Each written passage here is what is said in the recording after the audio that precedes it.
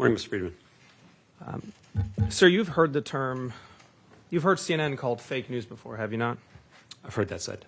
Do you agree with that characterization? No, I don't.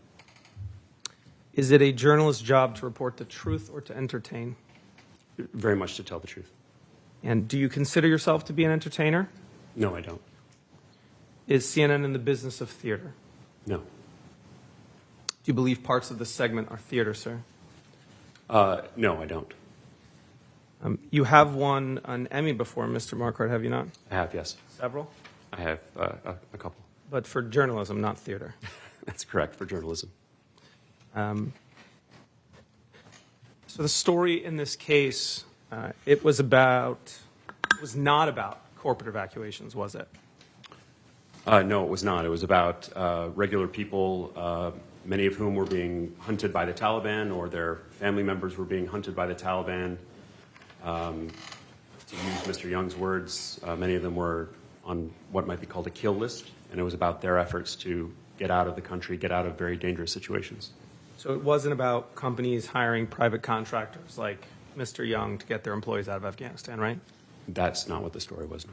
And in fact, you didn't even want to know what Bloomberg and Audible were doing to get their corporate employees out, right? The story was not about any corporations, including Bloomberg and Audible. It was about regular people. But given that we had heard that Mr. Young had supposedly worked with these companies, I did reach out to Bloomberg just to sort of get a fuller sense of what his activities had been. But my question is slightly different. It's what you wanted. And is it a true statement that you did not want to know what Audible and Bloomberg were doing to get their corporate employees out?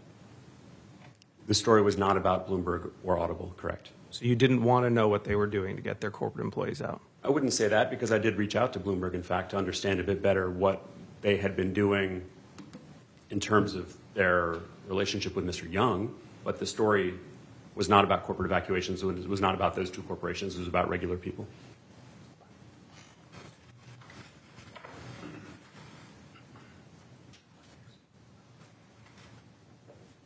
Mr. Marquardt, do you recall sitting for a deposition in this case in September of 2023?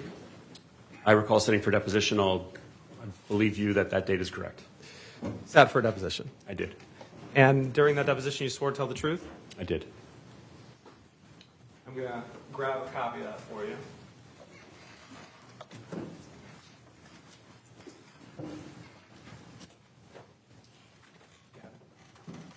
Your Honor, may I? You may.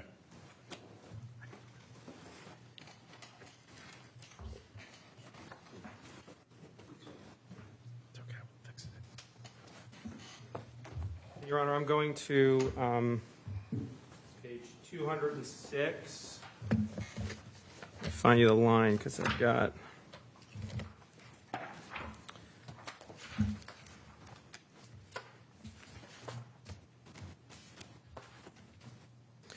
Lines 12 through 14.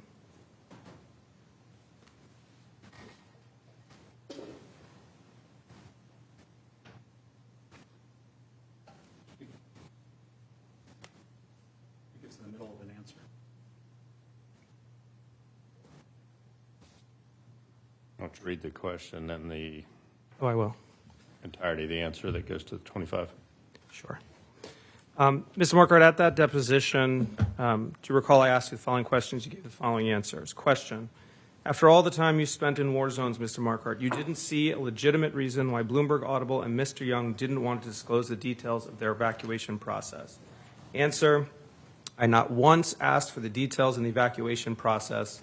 I didn't want to know what Audible and Bloomberg were doing to get their corporate employees out.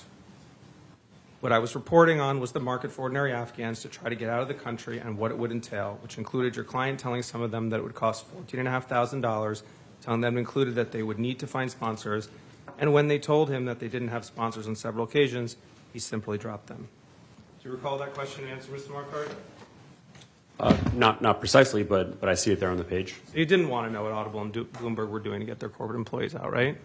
The story was not about Audible and Bloomberg, but what I wanted to know, and I reached out to two separate people within the Bloomberg ecosystem, if you will. As you know, it's both a media company and, when it comes to Mayor Bloomberg, a political organization, to try to get a sense of what they had been doing with Mr. Young, who claimed to have worked with these companies. But at no point was this story about corporate evacuations or about these corporations, which is what I'm saying here.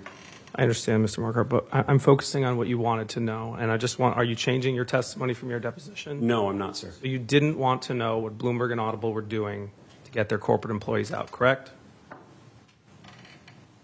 I think we're talking past each other a little bit. I didn't want to know what they themselves were doing because my story was about normal people. And because Mr. Young had claimed to work with Bloomberg, I wanted to hear from Bloomberg whether Mr. Young had been successful at getting the people that they wanted out. That was the answer that I was trying to get to. So I wasn't able to answer that question. The people who I reached out to at Bloomberg were not able to answer anything about Mr. Young's activities. But again, this was not about those corporations. And so the reporting that I was doing, the research that I was doing into Mr. Young and others did not have to do with these corporations. Yeah, it's just yes or no question. Did you want to know what Bloomberg and Audible were doing to get their corporate employees out? I'm not sure it is a yes or no answer, sir. Okay. All I'm saying is they were not the part of the piece. The corporate evacuations aspect was not something that I was doing. And so my focus here was understanding the whole evacuations operation, and when it came to them, how Mr. Young was a part of that. So your story was about ordinary Afghans, not corporate evacuations, fair? That's correct. And your story was about individuals, right? Yes, it was. Not corporations. That's correct. It's fair to say that your goal in reporting is to have your story broadcast as widely as possible? Certainly, yes. Yes, it is. And you want it disseminated as widely as possible? That's correct. In fact, you'd hope this story would have gone on as many programs as possible. Absolutely. It was a story that I thought was well reported, well researched, and that's always the hope, is that CNN will distribute it as widely as possible, both on television and online.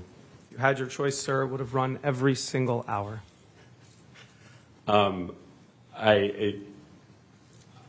I would like it to be as disseminated as much as possible. It would be very flattering if the network thought that it was worth running every single hour. I wouldn't have opposed that, but I would have been very surprised if they did something like that. Mr. Marquardt, do you recall sitting for deposition in this case? Yes, twice. And in September of 2023, take my word for it, I do take your word for it. at that deposition you swore to tell the truth? I did. Your Honor, I'm going to page 111, lines 2 through 16, and specifically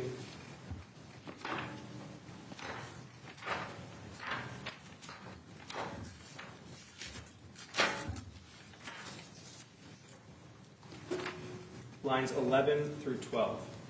Sorry, which page again? Page 111, sir. Okay.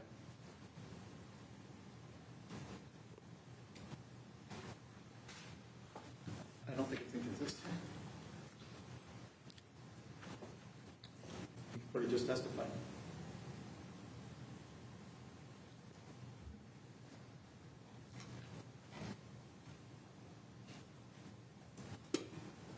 Yeah. I mean, is it inconsistent? I think so. Here he said if I had my choice, it would have run every Hang on, single hang out. Sorry. Your Honor, I don't think he gave the answer he gave in his deposition testimony right now. Ask another one before. Okay. Sir, if you had your choice, would it have run every single hour? Yes, it would. Thank you. You wanted the story to be seen by as many viewers and readers as possible, didn't you? As we all do with every story we do, yes. It's fair to say, sir, that you wanted this to be a big story. Yes. People love hearing about a good scandal in the news, don't they? Sure, some do. And isn't it true that you were chasing scandal in this story, so it went big? No, that's not true. Jill Kornetsky initially pitched you this story. Is that fair? Jill Kornetsky was the first person to bring Mr. Young to my attention. She didn't pitch me the story. So, Corey, can we put up Plaintiff's Exhibit 78, Your Honor? It's in evidence. And let's go to page 4, bottom of page 4, top of page 5. This is your first message. This is the message from Ms. Kornetsky that brought the story to your attention, your words, right? Yes. And in it, she tells you about an American mercenary charging people $13,000 to $18,000 and just dumping them in Islamabad, right? That's correct. And your response to her message to you is, that sounds extremely interesting, correct? Yes. Thank you, Corey. Sir, you thought it would be good journalism to expose the scams of evacuation from Afghanistan, correct? We didn't do a story about scams from Afghanistan. The story that we did was about people who were being hunted by the Taliban, who were, in some cases, cowering in fear in their homes, the Taliban breaking through their doors. One man who we spoke with in the piece wasn't able to take his children to school because he had worked with the Americans and the Taliban was coming after him. And We are on objection, narrative, responsive, not responsive. Overruled. I'll let him finish. You can finish your answer. all this to say that in the weeks following the collapse of the American-supported government, there was a lot of chaos, and there were a lot of stories that I was doing about evacuations from Afghanistan. This was the latest in a series. This was, I believe, the sixth in a series of stories that I did about people getting out of Afghanistan, people who had worked with American forces, American diplomats, American companies. And so the focus was very much on these Afghans who had connections to the U.S. I cover American foreign policy, who were desperately trying to save their lives and save their families' lives and try to get out of the country. That was the story that I was doing in this case. Yeah, but it's not the question asked, which was, you also thought it would be good journalism to expose the scams of evacuations from Afghanistan, correct? If there were scams going on, which I never discovered, that could be a story that could be done at some point. That's not the story that we did. What we did was a story about the very high prices that these regular people who were being hunted, whose families were being hunted, what they were facing to get out of Afghanistan. That was the story that we were focusing on. That was the story that we wanted to highlight in this reporting. So when you began the news gathering process, it's fair to say you desired on October 29th, you wanted to expose the scams of evacuations from Afghanistan. Is that fair? I was allowing for the possibility, given the very high prices that I had seen in all the correspondence between Mr. Young and others and the many people I'd spoken to, these extraordinarily high prices, I was allowing for the possibility that some of these were scams. And that was something that I was going to explore as I spoke to people to figure out whether they were handing over money or being asked to pay money and not actually getting out of the country. That's not the story that we ended up doing. And this is often what happens in the reporting process is you start with an idea, something you think that might be happening, and then you don't find the evidence for that. And that's not the story that you end up doing, and that's not what we did. But early on in the reporting process, I was allowing for the possibility that maybe there were scams out there. But at the end of the reporting, the pieces that you see at the end, the TV piece, the article, we don't talk about scams. We just talk about the very, very high prices that these people were facing to try to save their lives. Sir, do you remember sitting for a deposition in this case? I beg your pardon? Do you remember sitting for a deposition in this case? Yes, I do. This time in January of 2024? Again, I'll take your word for it. At that deposition, you swore to tell the truth? I did. And, Your Honor, I'm going to page 57, lines 12 through 20.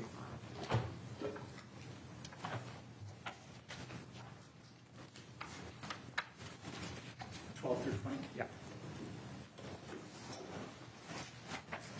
It'll be the second volume.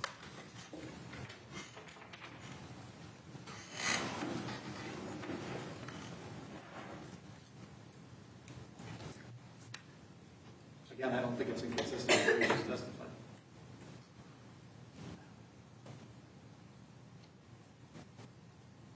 To the extent you're overruling, I'll overrule the objection.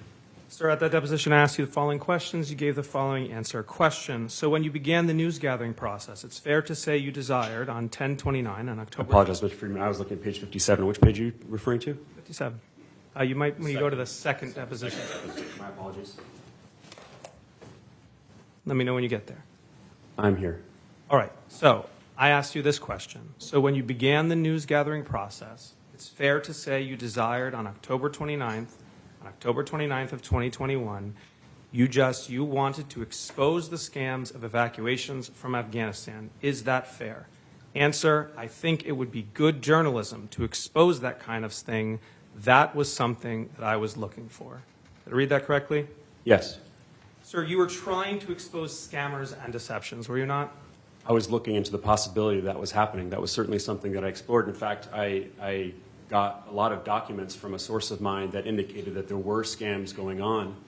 And in fact, I spoke with my editors about doing a piece later on after we published this piece about actual scams, people who would hand over money and actually not get out of the country. But this was not something that we did in this story.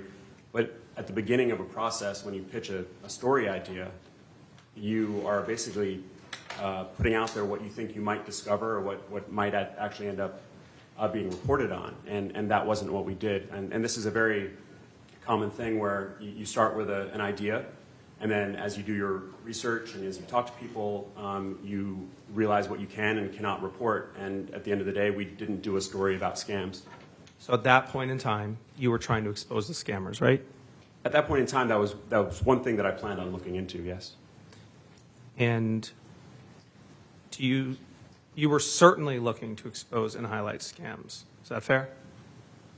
If you look at the original pitch to my editors, I very clearly talk about the very high prices that these desperate Afghans were facing to get out of the country. That was always the main thrust, the main thing that I was going to be looking into in this story was how people who certainly cannot afford $10,000, $15,000, $20,000 were being asked to either pay that money or come up with that money themselves somehow.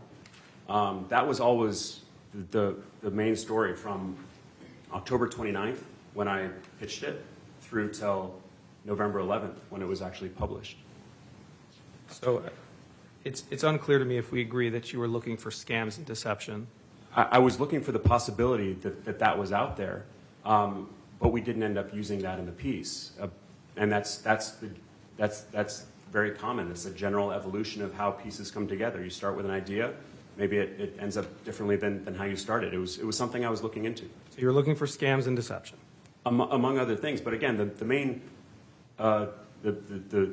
gist of the story was always going to be these regular people who were desperately trying to get out, and what they were being told by people like Mr. Young that it would cost them to get out of the country. The gist of the story was bad actors preying on desperate Afghans, right?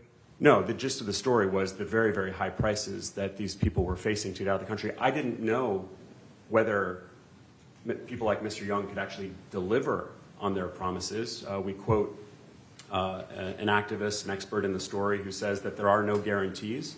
This is something we made clear. It's obviously a very, very dangerous place that was a war zone for 20 years. There are Taliban checkpoints all over the place, people being pulled from those checkpoints, arrested, possibly executed. This was a very, very dangerous time and area, and so what we were doing was speaking with people who were trying to get out of those situations, and we asked Mr. Young repeatedly whether there were examples that he could point us to of people who he had gotten out of the country, and that's why I reached out to Bloomberg, to your earlier point. We'll get to who you reached out for Bloomberg in a minute, Mr. Marquardt, but I want to stay for the moment on what you were looking for, okay? Okay. So we've agreed on scams and deceptions. I'd like to see what else, okay? Sure. A few days later, you reached back out to Jill Kornetsky. Do you recall that? Yes, I did have an ongoing conversation with her. Corey, can we put up Exhibit 78 at page 7, please? And now you tell Ms. Kornetsky that you'd spoken with a number of people who confirm this exploitation market is growing. Do you see that? I do, yes. So we've got scams, deception, and exploitation, right? Where are you getting deception? Oh, you just a moment ago agreed that you were looking for scams and deception, and now you're looking at exploitation, right? I was looking into all these different things, yes, absolutely. Okay, thank you, Corey. You can take that down. And then you had a discussion with Ms. Kornetsky about this alleged black market in Afghanistan, right? Yes. Okay, so we've got exploitation, scams, deception, and black markets, right? Sorry, where are you getting black market? You just said that you had a call with Ms. Kornetsky about black markets, right? I don't believe we talked about black markets with Ms. Okay. Kornetsky. Maybe I could refresh your recollection then. Do you have your deposition in front of you? I do. Why don't you go to page 3? Do you think it would help refresh your recollection if you looked at your sworn testimony? Probably. So why don't you turn to page 351, lines 6 through 18. Let me know if that helps. This is the first one. Volume 1. What's the line? Lines 6 through 18. Thank you.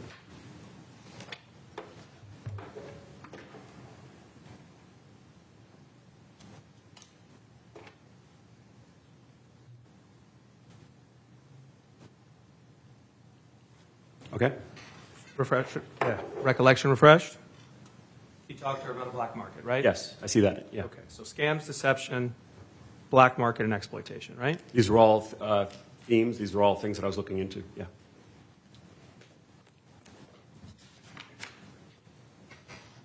Corey, could you put up Exhibit 81? Let's go to page 1. Now, around that same time, you sent a formal and an informal pitch to your bosses at CNN, right? Yes. And this is one of those emails, and you entitled it Afghanistan Evacuation Price Gouging, right? Yes. And you asked your folks, is anybody digging into this thing? It seems worth chasing, right? Yes. So price gouging can be a crime, Mr. Marquardt, can it not? In this country, it can. Yes. So we've got exploitation, scams, deception, black market, and price gouging, right? These were all things that I was allowing could happen and was looking into. Corey, can you put up Exhibit 88? And 2 days later, you submit a formal pitch to the bosses at CNN. This is October 28th. And now you entitle it Extortion of Desperate Afghans, right? Correct. Extortion can be a crime also, Mr. Marquardt, can it not? I'll take your word for it as a lawyer. Well, don't take my word for it. I'm going to your deposition. Do you recall sitting for deposition in this case? I do. And at that deposition, did you swear to tell the truth? I do. I do. And I'm going to Volume 2, page 136, lines 3 through 4.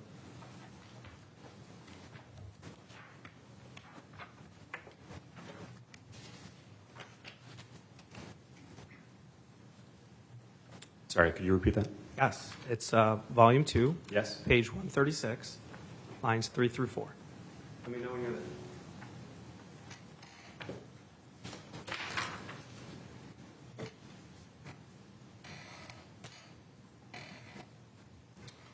Volume 2, page 36, lines 3 through 4. 136. 136. Apologies.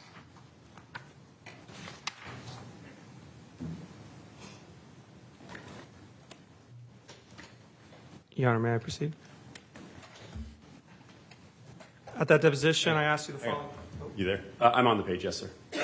At that deposition, I asked you the following questions. You gave the following answers. Question, is extortion a crime? Answer, it can be. Let's take your word for it, Mr. Marquardt, okay? I see that. So exploitation, scams, deceptions, black market, price gouging, and now extortion, Mr. Marquardt, correct?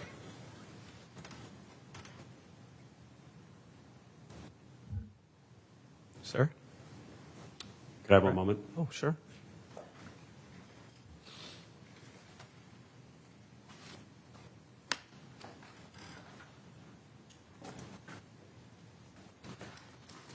These were all things, as you can see in the earlier testimony, that I stand by, that we were allowing for the possibility of. At the beginning of a reporting process, you're looking into all kinds of No things. question pending, sir. I beg your pardon? There's no question pending, sir. Okay.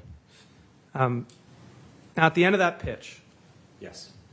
you say that you're going to be looking to examine to what extent this is extortion versus fraud. Do you see that? I do, yes. Fraud is a crime, sir, is it not? Yes, it is. So you're looking for exploitation, scams, deception, black market, price gouging, extortion, and fraud. Got that right? What you're describing, sir, is I get that right? reporting. That's correct, yes. Is that scandalous enough for you, Mr. Marquardt? These are things that I was possibly was looking into, and was allowing could happen. when at the beginning of a reporting process, at the beginning of my research, I don't know what is actually happening. All I know at this time, having spoken to Ms. Kornetsky and other people, is that there were regular people who were desperate to get out of the country, who were facing extraordinary amounts of money. So I didn't know extraordinary costs to get out of the country. I didn't know whether that was a scam. I didn't know whether these people were being deceived. I didn't know whether there was fraud or extortion. I was allowing for all of these things. And at the end of the day, we didn't do a piece on television. We didn't write an article that said anything about anything illegal. Nowhere in any of the reporting did it talk about Mr. Young profiting off of these desperate Afghans, though we now know he did. So the reporting process is a process, and it started on October 29th, essentially. It started before that with my conversations. The formal pitch goes in on October 29th. About 2 weeks later, after I've put together everything that I've gathered, the article, the TV piece were put together, and nowhere in there did we talk about Mr. Young doing anything illegal. Nowhere in there did we talk about him illegally profiting. We didn't talk about a scam. We didn't talk about a fraud. We didn't talk about extortion. These were all things that I was looking into. I didn't find them, and then I didn't report them. I reported the facts. I reported what I found. Everything in there was factual, accurate, and I believe fair. You understand this jury is being asked to determine what your reporting said, right, Mr. Marquardt? I do. Sir, every good scandal needs a bad guy, does it not? I don't work in scandals, sir. I don't understand the question. Take my word for that one. Sure. Okay. You knew early on that part of the story was going to be to try to expose the activities of Mr. Young, did you not? The story was always about regular Afghans trying to get out of the country who couldn't because they couldn't find ways, because the Taliban was coming after them, because they couldn't afford these prices that Mr. Young and others were demanding of them. That was always what the story was from the very beginning. In fact, the message that you just showed from Ms. Kornetsky, even though she was the one who revealed to me what Mr. Young was doing, you can see in my response to her that I talk about the market. And that was always the story. If there's one consistent through line from the very beginning to the very end, it was not all those words that you've been mentioning, but it was this market and the fact that we were always talking about what the regular people were facing and their desperation.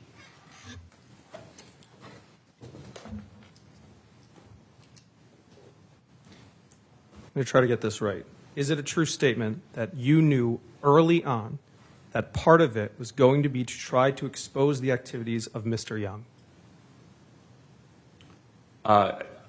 Early on, I thought there was a good chance that Mr. Young would be part of this story. So yes. And highlighting what he was doing. Part of it. I got into this story because I was made aware of what Mr. Young was doing, so I thought there was a good possibility that he would be part of the story. So you began asking people about him, did you not? I did. Corey, can you go up to Exhibit 63, which is in evidence, please? Now, this is a conversation between yourself and a contact named Sahar. Do you see that? Yes, I do. And on October 26 at 14:21, you reach out and say, have you heard the name Zachary Young, right? Yes. Now, a moment ago, you told me the reporting started on October 29th. This is 26, right?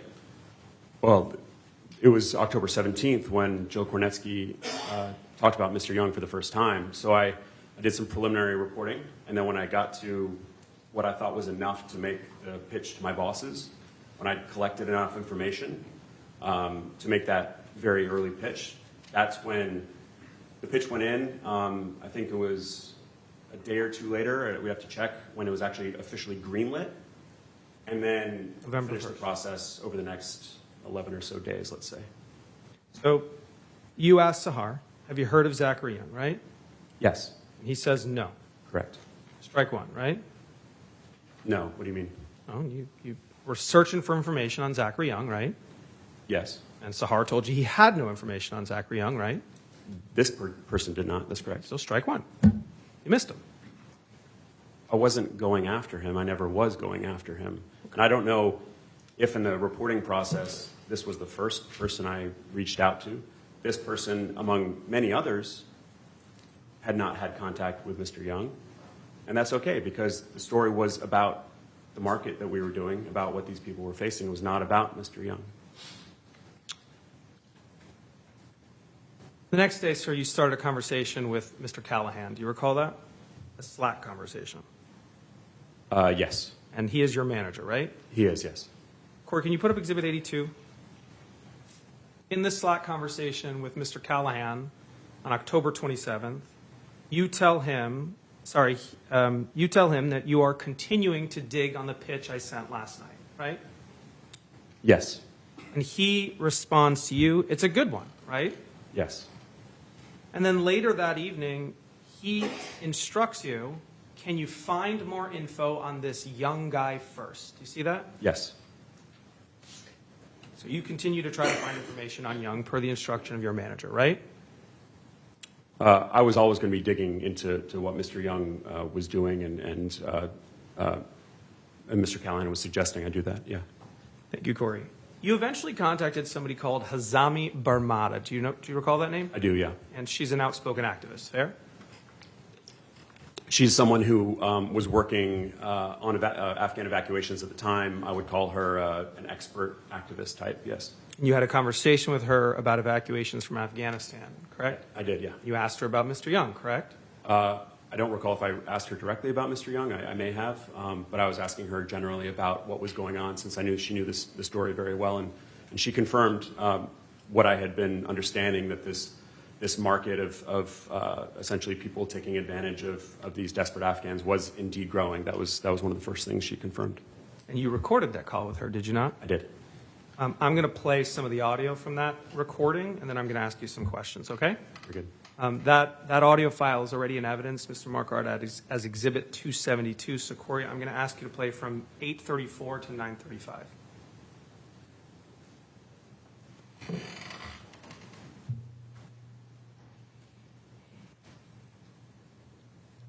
So who are the biggest offenders of this exploitation? You're trying to get me in trouble, Alex. You can honest, and you can answer off the record, because I'm just trying to come up with examples, of course. I haven't been as involved. I have heard of Raven numerous times, and I say this off the record. I've heard of Raven come up numerous times by folks that have reached out to me to ask me about them, and they, from what I have heard, it's around the $20,000 price point. Mm-hmm. Okay. Have you heard this guy, Zachary Young? Raven was also involved in Operation Flyaway, where there was no guarantee that they could actually get their flights out, yet they were charging folks to get them out indirectly. Right. Have you heard of this guy, Zachary Young? I have not heard of Zachary Young directly. I've also tried to not be as involved. I know that, like, for example, Dunkirk and several of these other operations were also doing kind of a pay-to-play model, but I don't, I have not been following that as closely, to be very frank with you.